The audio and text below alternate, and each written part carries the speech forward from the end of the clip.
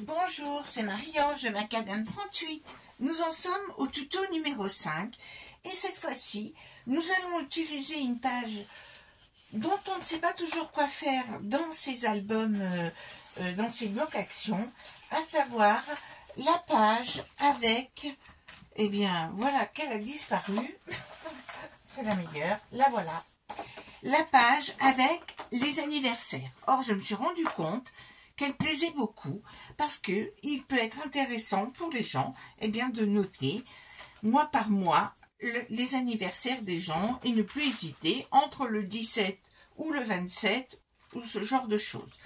Alors, je l'ai mise à la bonne hauteur, à savoir 25,5, sauf que j'ai eu un petit souci sur la page. Alors, vous constatez qu'il manque 5 mm.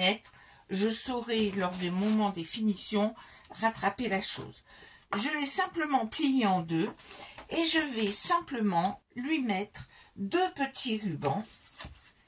Donc, à la moitié. Attention, soyons quand même un tantinet plus précis. Bien sûr, j'ai perdu ma règle qui n'est pas loin, mais je peux me servir aussi de mon tapis. Mais je sais que 25, voici au milieu. Et donc, tout simplement, je vais mettre ici, alors, je mets un peu de colle et je renforcerai par du scotch que je n'ai pas à l'heure actuelle. Et puis, de l'autre côté, bien sûr, de la même façon, on va mettre en face l'autre morceau qui sera glissé sous la feuille. Donc là, il y a vraiment une grosse difficulté pour... Alors, je vais mettre un peu de scotch double face, puisque en revanche, ça, j'en ai. Mais c'est vrai que j'ai oublié sur mon tableau de bord là. Et vous voyez, heureusement que je vais le renforcer avec du scotch. Alors, je vais essayer de ne pas aller trop loin ici. Et dessus là, je collerai un de mes petits éléments. Je choisirai celui qui paraît le plus adéquat pour coller dessus. Pour cacher, je ferai ça au moment des finitions. Donc ici, on va enlever le double face, tout simplement. Le double face, grâce à mon pic magique. C'est bien ce côté-là qu'il faut que j'enlève. Et je vais donc simplement coller mon calendrier. Alors, ce que je fais souvent dans les albums, qui s'y prêtent plus, c'est que je fais ce fameux pliage de la feuille 30 en entier. Vous trouverez dans mes tutos pliage spécial feuille 30. Si bien que on peut ainsi positionner ces grandes feuilles 30. Alors, je vais laisser une marge en haut, ou alors plutôt en bas. Je rajouterai une petite bande en bas au moment adéquat. Et donc, j'ai simplement collé mon super calendrier ici. Et là, je mettrai une petite bande qui sera un rappel. J'ai de quoi faire pour faire un petit rappel en bas. Voici. Donc, tout simplement, utilisation de cette page-là, sachant que les gens pourront donc mettre des photos là et là. Là, je fignolerai ici. Et puis, qui peuvent, s'ils ne veulent pas utiliser le calendrier, coller des photos de tous les côtés. Alors, je vais ensuite utiliser une autre page, celle-ci, que je vais couper en deux. Alors, je vais la couper pour faire un autre motif. Le voici. Je vais prélever ce côté-là. Donc, couper à 15-25, ajuster à 25,5. Donc, de nouveau 15-25 que multiplie 25,5 tout simplement. Ensuite, je vais prendre dans le bloc, dans ces blocs-ci, cette fois-ci, je vais prendre une feuille en papier 120 grammes, c'est-à-dire en fin. Je prends une feuille de craft, comme ceci. J'en prends même deux.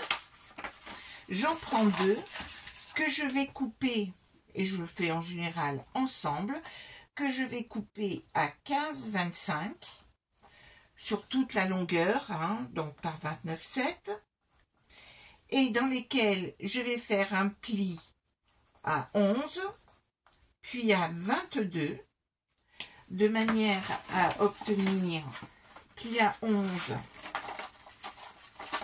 pli à 22, hein, on s'assurera que ça plie bien, et puis je vais enlever un petit bout là ici, et je vais simplement les coller, ces deux morceaux, de part et d'autre de ma bande de papier 15-25 en papier déco, et là en papier fin,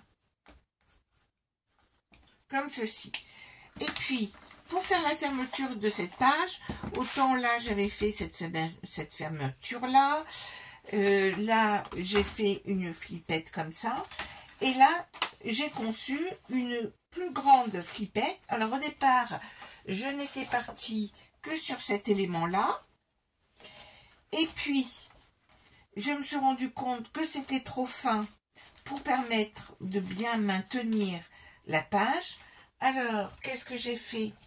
J'ai découpé à l'arrière une bande de carton comme ceci, que j'ai découpé à 3 cm, puisque ici nous avons 3,5 cm. J'ai découpé cette bande, j'ai collé par-dessus mon motif, pris un brad un peu sympa, centré la chose, et nous avons ainsi une flippette, une grosse flippette, qui maintient nos deux mini accordéons des deux côtés. Et voilà pour cette page qui est, ma foi, très simple. Je rajoute de la colle ici, et donc je peux maintenant m'amuser à coller ici. Alors je me suis permise de mettre 11 cm plutôt que 10,5. Si l'on veut annoter quelque chose, ça nous laisse toujours un petit espace pour écrire les choses en bas de la photo. Je vérifie que j'en ai bien mis de partout. Voici.